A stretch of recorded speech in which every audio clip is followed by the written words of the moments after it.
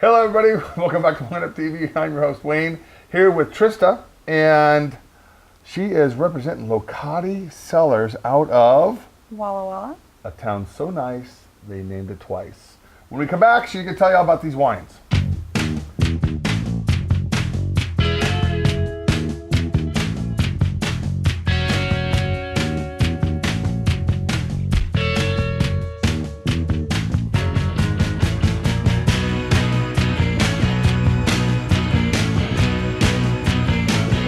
Krista, hi. Hi. How are you doing? I'm good. How are New you? mom right here. Proud mom. Proud mom. Right there. All right, so Locati Cellars. Yes. I have to say, I actually got an email from the Marcus Whitman Hotel in Walla Walla, and you guys are now featured. You have a tasting room right inside there, aren't you? We do. Yeah. We do. We've been there for almost 2 years. Our 2-year anniversary is going to be on the 11th of February. That is awesome. Yeah. You know, to have that kind of relationship with the Marcus Whitman. And if you guys have never been to Walla Walla, go there. It's in the middle of nowhere. They make great wine and they have great restaurants. And I mean, really, the middle of nowhere. It really is the middle of nowhere. 5.5 hours from Seattle, 5.5 hours from Portland, the middle of nowhere. All right, so we don't have time to talk about all of these wines, but you guys do a Pinot Gris. Yep. And then you do Italian varietals. Italian Tell us a varietals. little bit about those. How much property you guys have? What's on the pipeline? So we've got about 7 acres, 5 of that being Sangiovese, 2 being Barbera. That is our Mission Hills vineyard, and that is in Walla Walla. Now our production facility is located in Milton Freewater on the state line. We're actually about 2 feet from Washington, so it's fun. It's our old packing plant from our onions. The Locati Cellars family started planting onions around 1905, and they've continued, and so we've turned the packing plant into our production facility. So are they the ones that brought over the Walla Walla sweets? They brought over sweet onions, and they then named them Walla Walla. So that's the whole Locati thing though, right? Yeah. You can actually trace it back to them coming over from where, Italy? They were a French immigrant came over, and he brought them from Corsica, Italy. And so my winemaker's grandfather paired up with him and helped him plant. And then a few years later, he bought his own property and planted some sweets, and they are Walla Walla sweets, and we've been doing it ever since. On the roadmap, on the map, basically. Yes. So you have Visalia sweets in Georgia, kind of competing with the Walla Walla sweets in Walla Walla. And if you guys have never had one, when they're in season, which is probably what, August, September when you pick them, when harvest is? End of June, beginning of July. Not really. It's pretty warm by the high desert. You can eat them like an apple. They're that sweet. They are sweet. They're very sweet. Unbelievable, yeah. And they go great with wine. Yeah, one of the few onions that goes great with wine because of the sweetness. Because of the sweetness, yeah. Some of those onions, onion and wine breath at the same time. Well, it's nice Yikes. to maybe, do a little bit of caramelization with the Pinot Grigio. All right, I'm gonna come over for dinner. Have you whip up something, you and your BF. All right, so let's go into the reds, since you guys are known for the Sangioveses. So, are you gonna drink with me? Sure, why not? Why not? Okay, so these are all 2008s, except for the Pinot Gris, and that's a 2011. So, Sangiovese, when are you guys gonna go 100% estate? Our next vintage, 2009. Okay. And that's been bottled. We bottled that August 4th. And who was your winemaker? Michael Locati. Oh, we're gonna keep it easy, aren't we? Yeah, Michael Locati. It's the Locati Cellars. It's his family. Him and his girls, they actually go in and they taste through all the wines. For our innovation, they pick out the blends. So Which girls do? Yeah, him and his daughters. Wow. Yeah, his daughters are all involved. Amy and Angela Locati. That's very cool. Total case production. 1,400 cases. Predominantly what? More the white than the reds? More the red. Our right. biggest is our Sangio. This one right here. Yes. All right, so tell me about this 2008 vintage. 2008 was kind of cool, wasn't it? It was great here in the cool. Willamette Valley. Oh, I bet it was. Yeah, it was beautiful. Was it probably raining a lot? No, because it was one of the greatest vintages ever here in Oregon for Pinot.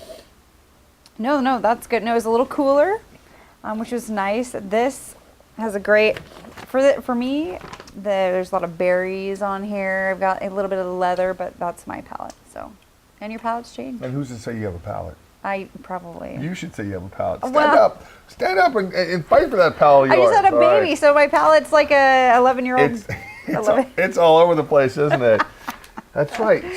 Your little baby's 4 months old? Yeah. Very cool. He's not drinking wine yet. Not yet. Give it 2 months. He'll be sucking on corks. Yeah, that's his pacifier. You as a mom, that's what your next innovation should be, like cork pacifiers. I should do it, huh? I have I don't enough know corks. if anybody, right?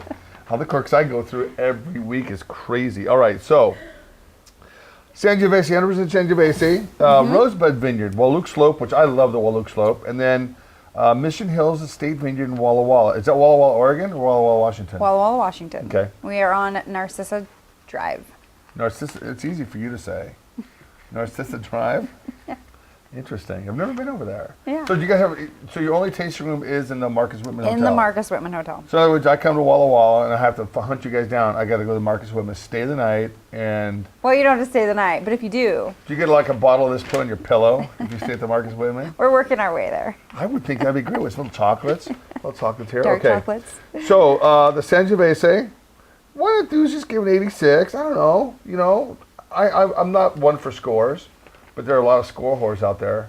You know who I'm talking about. I get customers all the time. Hey man, this guy's going to get an 85, 95. Man, I got to get a case.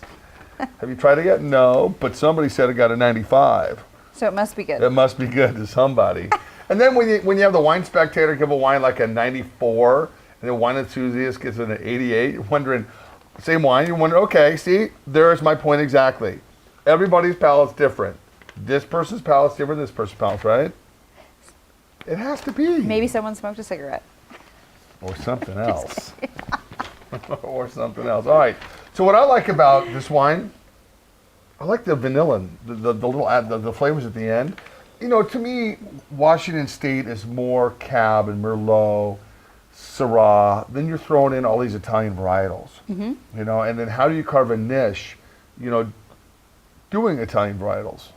Well, the winemaker's Italian, and he really just wanted to stick with what he knew and his heritage. So This is very pleasant. we do have these wines, and the nice thing about them is they pair really well with everything. Like they can pizza? be Pasta? or lasagna. Lasagna? No, I mean across the board, they're nice. I feel like they're very light wines. So they're not heavy. I mean, you're not going to, You're right. They're light on the tannins. When you're drinking those other wines, want more. It screams more meat, and these scream friendly for a lot of different food groups. And All right. nice social wines, because typically I want to be able to go and drink a couple bottles of wine, not just a bottle. And in Italy, that's what they do. They sit down and they just drink a ton of wine. Okay. It's not, have one bottle and Well, off to bed you go. See, that's just it. That's the genetic difference between Italians and Americans. It's just like a lot of those people grow up drinking wine. Where we don't. All right, talk to me about the Barbera. The Barbera. Oh, it's 100%. We don't top it off with anything. And this is from Lonesome Springs Vineyard.